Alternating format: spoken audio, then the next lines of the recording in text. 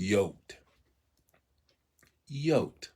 Just one word. Just one word. And that's what we're talking about this morning with respect to relationship goals. We're talking about living intentionally, living a life of intentionality. And that's what we're focusing in on this week. We're focusing in on relationships. And as I said before, we're using our guide, our devotional guide, our 21-day devotional guide. It actually goes 31 days. And we're in a 21-day fast. And you can get it. Just put your email address in the area, in the chat area, and we will send this to you. And there are 8 areas in which we're saying we're going to increase our intentionality quotient. We're going to living a life of intentionality, intentional living in 2022. And these 8 areas is generosity, personal growth, evangelism, knowing and studying the Word of God, relationship, serving, leadership, and identity. This morning we want to focus in on relationships. And one word, yoked. Just one word, yoked. Now, this morning, I'm going to do something a little different. I'm going to read right out of the journal so you can get a sense of what that journal is. But anyway, just want to welcome you to Morning Manna. I want to welcome you to Morning Manna. What a wonderful morning it is.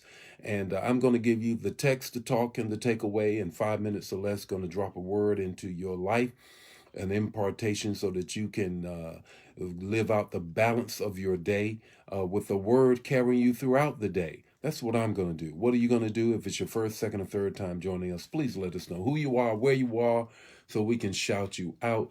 Going to share the manna.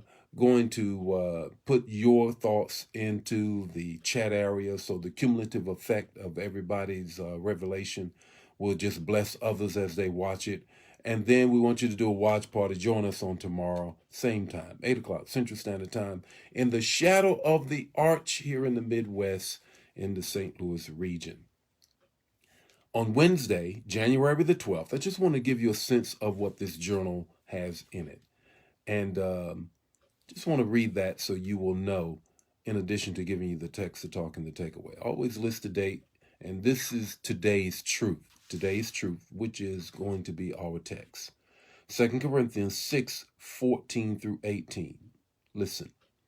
Do not be yoked together with unbelievers.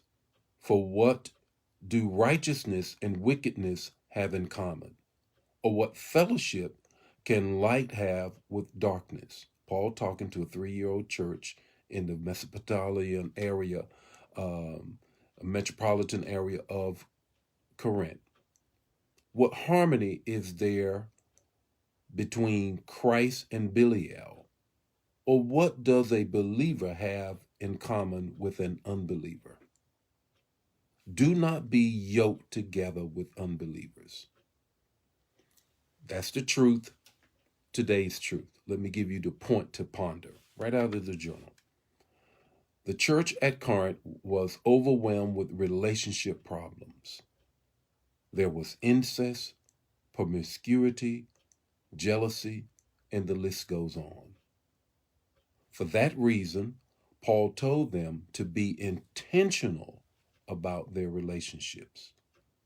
He said, don't bond with people who have opposite spiritual goals than yours. He said, don't be random and led by your flesh in building relationships. And Paul paints a picture of being yoked. Now, in the mind of Paul and in the mind of those who are reading and hearing and getting this letter from him, as he writes it from a Roman jail, sends it to them. And now they're reading this letter, and the picture he's painting, they already know. That is oxen in the yokes.